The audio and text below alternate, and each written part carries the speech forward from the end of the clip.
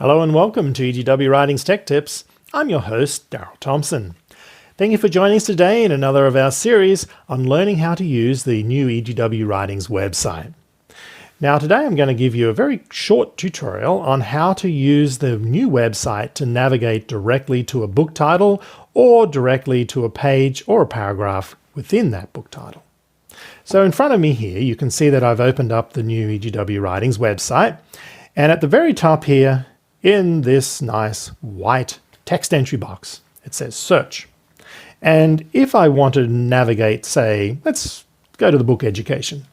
So I just type in education and I hit enter, and presto, I'm right there at the opening forward of the book education.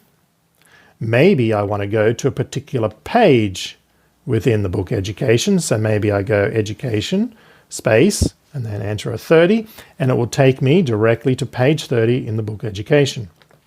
Maybe I want to go to a page and paragraph, so I type education space 57 paragraph 3, I hit enter, and here I am. As you can see, at the end of each paragraph we have the reference code, and it has ED 57.3. Now you may ask, you say, what's that ED? Well, that's the book code.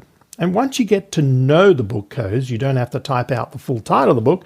You can just type ED, and then you can type 60, and it will take you directly to education page 60.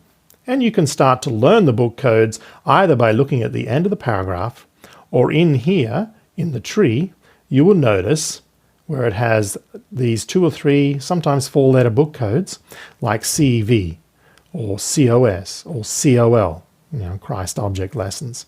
So you can start to memorize these book codes as you use the site more. Okay, so that's the simple method of using search to look up, and if you're not quite sure of the title, you can always do sort of like, maybe you remember just one word in the title. So maybe, there's a book, I think it's got the word desire in it. So you can type desire.